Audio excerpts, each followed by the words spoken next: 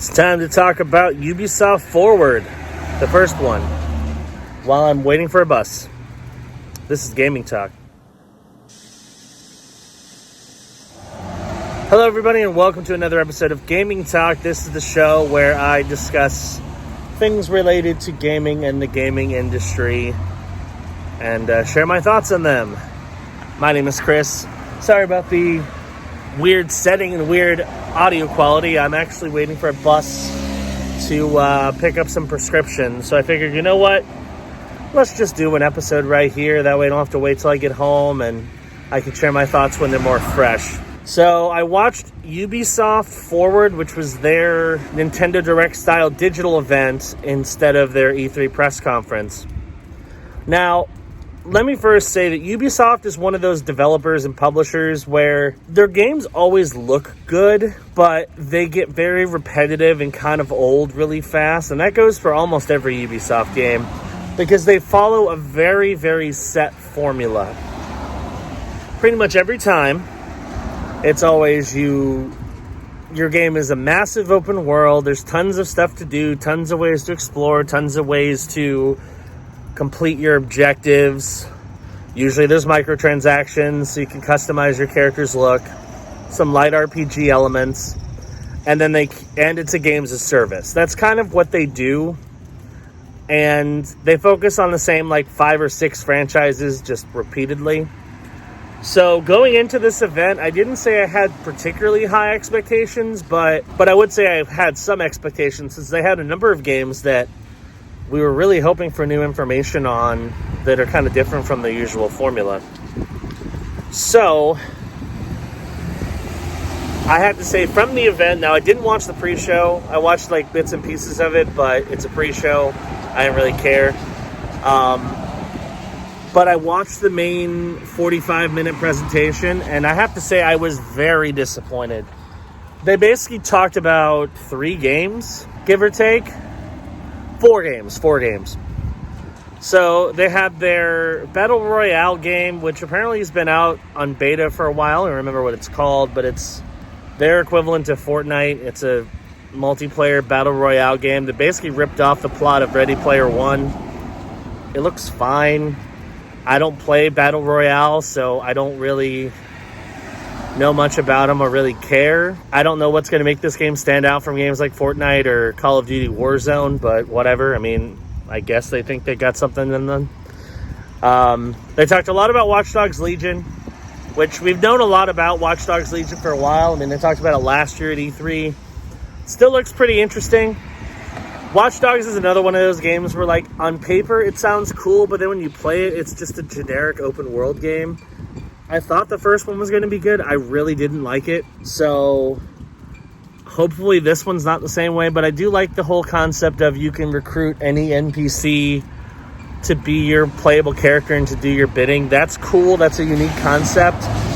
And I could see some really amusing scenarios where that would be fun.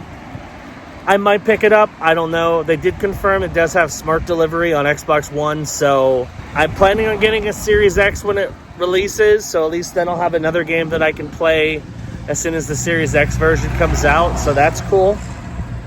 So yay for that. They talked a lot about Assassin's Creed Valhalla, which again, we've already known about. It looks good. It's an Assassin's Creed game. The fundamentals look very different from your typical Assassin's Creed game because there's base building and you're supposed to raid settlements, take stuff from them and use it to upgrade your base. That doesn't seem very Assassin's Creed-y, but again, I mean, it makes sense. Assassin's Creed has kind of become one of those series where they just do whatever they want and make it work. All I care about is a cool-looking Viking game. I do have that one pre-ordered, so I'm excited for that. And that one also has smart delivery, so another next-gen game to play on the Series X when it comes out. And then the last one that they did a particularly decent chunk of time on was the worst kept secret of the week, Far Cry 6. They finally released a full story trailer for Far Cry 6. It looks interesting. I like the concept where you're basically playing a revolutionist in Cuba, fictionalized version of Cuba, and you're trying to overthrow a Cuban dictator who's trying to teach his son to be very similar to him. It's an interesting concept. Far Cry does a really good job of establishing really interesting and unique villains. So I expect this one to be no different. The gameplay, I'm sure it's going to play just like all the other Far Cry games, where you have massive open world, you go to settlements, you destroy them or infiltrate them, and then work your way up to the boss. That's just Far Cry. That's how it is. There was no gameplay shown, but we have a release date. It comes out in February, and they showed a cool cinematic trailer for it. So yeah, that's other than that, they showed like a couple mobile games, which I know most of the gaming public just gave a consistent groan when they're talking about mobile games, because nobody cares about mobile games in that kind of press conference. They really don't. They talked about Rainbow Six Siege being 5 years old, which yay for that, but that game is really old. So I don't think we need to spend a whole lot of time on it. And that was it. That was a 45-minute presentation. You focused on 4 games, 3 of which we've known about for a while. 1 we kind of knew about because it was leaked. And then you didn't really show anything besides a cool trailer for Far Cry 6. So it was pretty disappointing. Of course, when you're wanting to see a press conference or a Nintendo Direct style presentation, of course everybody wants new content. We want stuff that's exciting that we didn't know about before. Besides the fact that Ubisoft is notorious for being really bad at keeping secrets and their stuff always gets leaked, this one just didn't have anything interesting. It was the same games that we already knew about, and then one that we kind of knew about but didn't, and all they showed was a trailer. So not impressive, Ubisoft. If this was an E3 press conference, I think people would have been even more disappointed, but because it was a Nintendo Direct style thing, it was just kind of meh. They are doing another Ubisoft Forward event, so maybe that one will redeem this one, but honestly, this one was kind of a 5 out of 10 in terms of quality. It was very meh, not very exciting, pretty boring. So yeah, that is pretty much my thoughts on the Ubisoft Forward event for July of 2020. Now, of course, we do have one other big event coming up this month, and that is the Xbox event. And that's the one that I am the most excited for, because they're going to finally show off what Microsoft's first-party studios are working on.